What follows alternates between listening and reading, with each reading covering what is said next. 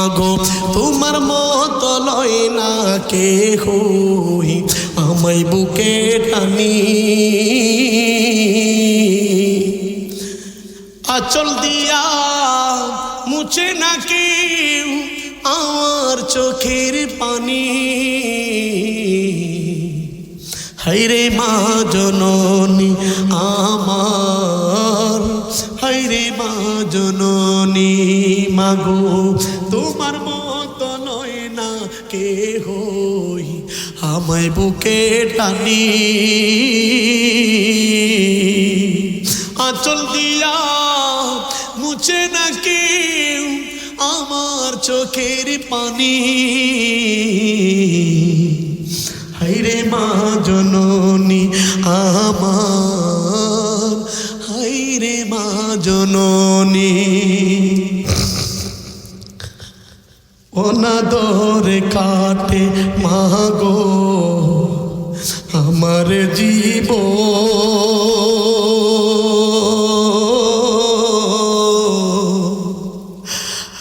ভাগ্য দুষে রইল বাবা দূরে দেখো জীবন আমার কেমনে যাইবে জীবন আমার কেমনে যাইব একটু অভাবনী হায়রে মা জননী আমার হায়রে মা জননী চইলা গেলা কোনো জানাই আমায় নিলা না পথে পয়রা কান্দি মাগো নাই যে ঠিকানা তুমিও নাই বাবা নাই দুঃখী আমি এমনি হায়রে মা জননী আমার হায়রে মা জননী खदमते माँ दर पे दर कुन इख्तियार ताके वाशी दर दुआलम बख्तियार खदमते माँ दर पे दर कुन सुबह शाम ताके वाशी दर दुआलम नेके नाम दौलत जाई जाबे টাকা পয়সা আপনার মা বাবার জন্য খরিদ ব্যয় করতে হবে এক সেকেন্ডের জন্য মা বাবার খেদমত সারা যাবে না ও যুবক যেই মা বাবার কারণে আজকে তুমি এত অট্টালিকার মালিক পেয়েছো তোমাকে আল্লাহ পাক এত সুন্দর একটা জীবন দান করছে যেই মা বাবার কারণে তোমাকে আল্লাহ পাক এমন একটা সুনাম দেহের অধিকারী আল্লাহ বানাইছে আল্লাহর জমিন দেখতে পাচ্ছ আল্লাহর নাজ নিয়ামত দেখতে পারতেছেন ও যুবক আপনি সেই মা বাবার খেদমত কেন করবেন না আল্লাহু আকবার জানেন মা বাবা সন্তানের জন্য জীবন দিতে পারে সন্তানের চুল পরিমাণ ক্ষতি হবে এটা কোনো মা বরদাস্ত করতে পারে না ঠিক কিনা জোরে বলেন এর নাম হলো মা মা কেমন জানেন আল্লাহু আকবার শেষ অনেক সময় হয়ে গেছে শেষ কথা বলতেছি মা বাবা কেমন জানেন মা বাবা সন্তানের জন্য জীবন দেয়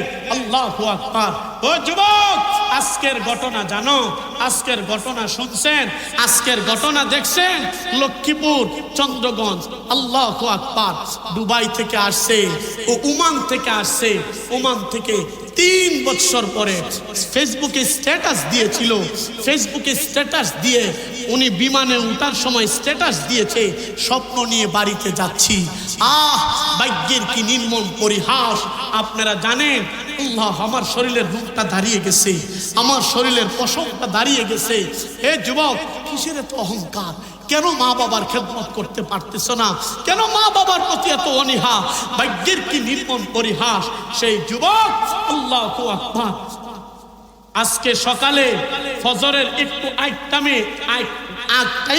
প্রায় 4টার দিকে ল্যান্ড করলেন শাহজালাল বিমানবন্দরে এখান থেকে একটা লাইটেস উনি ভাড়া করছেন ভাড়া করে বাড়ির দিকে রওনা দিয়েছেন আল্লাহু আকবার দেড় বছরের একটা সন্তান, তাকেও নিয়েছে।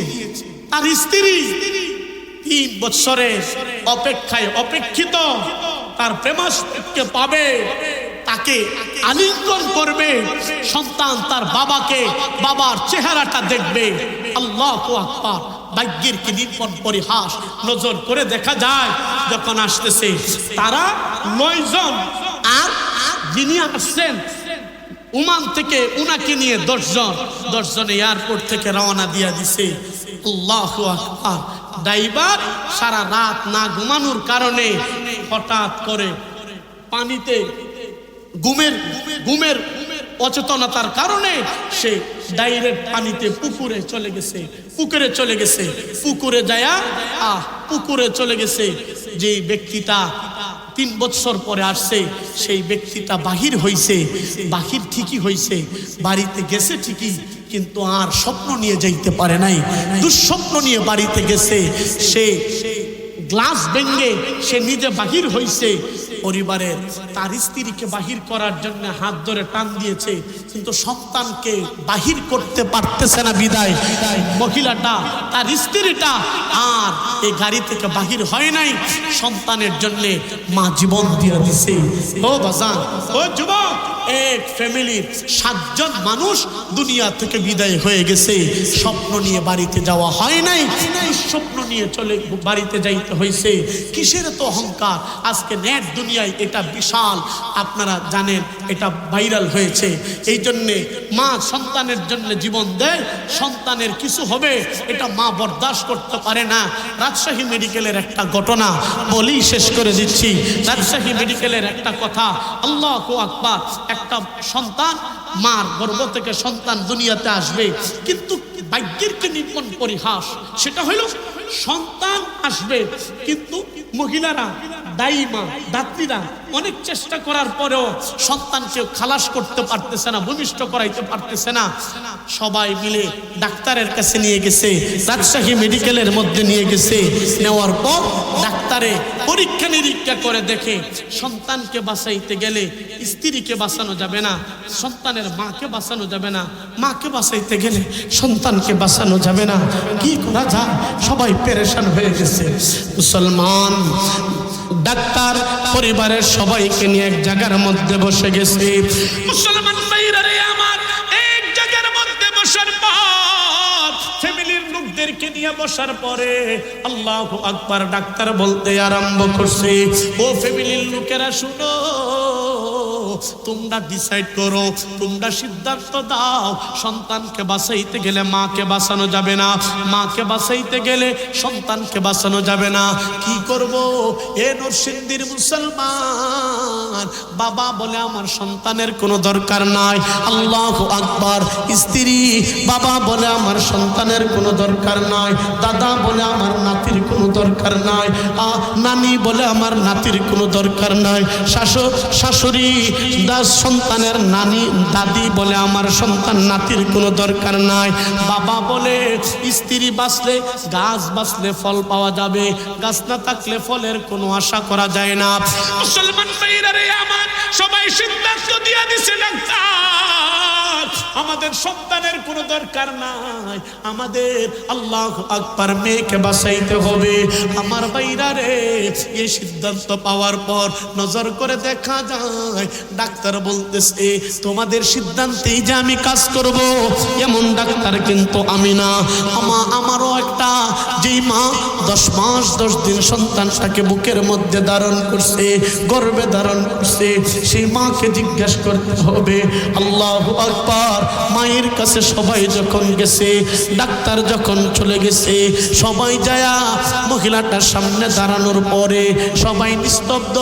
ডাক্তার বলতে আরম্ভ করছে, মাগো তোমাকে একটি প্রশ্ন করব, তোমাকে একটি কথা জিজ্ঞেস করব, তোমার সাথে আমরা একটু পরামর্শ করব, 5-10 মিনিট চিন্তা ফিকির করে তুমি একটু উত্তরটা দিবা।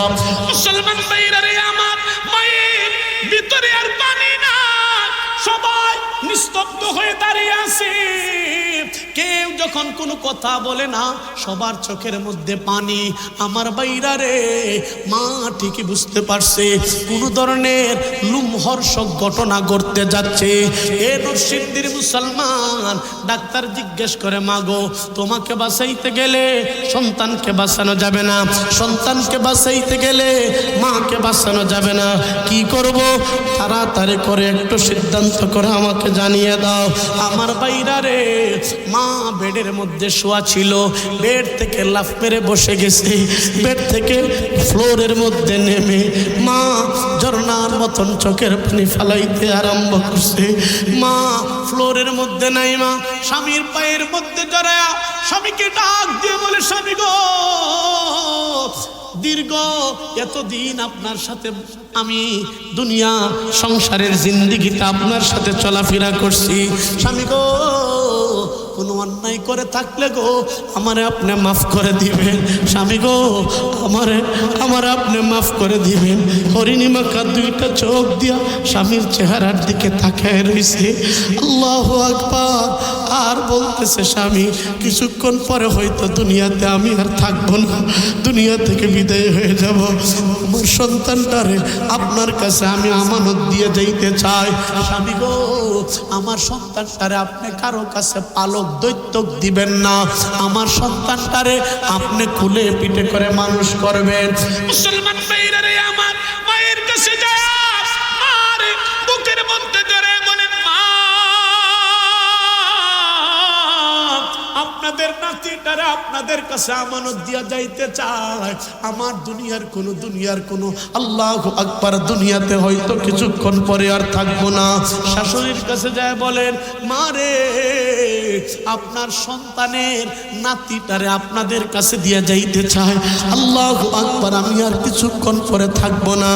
এ নরসিংদীর মুসলমান, মা বেড থেকে নাই, মা হামাগুড়ি দিয়া আল্লাহু আকবার ডাক্তারের পায়ের মধ্যে জড়ায় বলে, হে ডাক্তার, দেরি করিস না, দেরি করলে আমার গর্ভের ধন, আমার রক্তের ধন কিছুক্ষণ পরে হয়তো দুনিয়া থেকে বিদায় হয়ে যাবে, তাড়াতাড়ি করে আমার সন্তানটারে তাড়াতাড়ি করে খালাস করে দে। থিয়েটারের দিকে মা হাঁটতে পারে না, হামাগুড়ি দিয়ে দৌড়তে আরম্ভ করছে। ডাক্তারদের বলে, ডাক্তার আয়, আমি মা আঁচল দিয়ে আমার সন্তানটারে তোমার কাছে, আপনার কাছে আমি ভিক্ষা চাই। মুসলমান ভাইরা রে, আমার থিয়েটারের দিকে দৌড়ায়, মা সন্তানের জন্য জীবন দেয়। ডাক্তাররা বলে, ডাক্তার, দুনিয়ার রং তামসা দেখছি, দুনিয়ার আলো বাতাস দেখছি, দুনিয়ার বহুত চাকচিক্য দেখছি, আমার গর্বের দর দুনিয়ার কোনো আলো বাতাস দেখতে পারে নাই। আমি মা বেঁচে থাকবো, আমার সন্তান ক্ষতি হবে, এটা আমি বরদাস্ত করতে পারি না। আমি বিদায় হব, আমার সন্তানটারে তোমাদের কাছে আমানত দিয়ে যাব। এর নাম হলো মা। সন্তানের জন্য মা জীবন দে, সন্তানের চুল পরিমাণ ক্ষতি হবে, কোনো মা বরদাস্ত করতে পারে না। এর নাম হলো মা।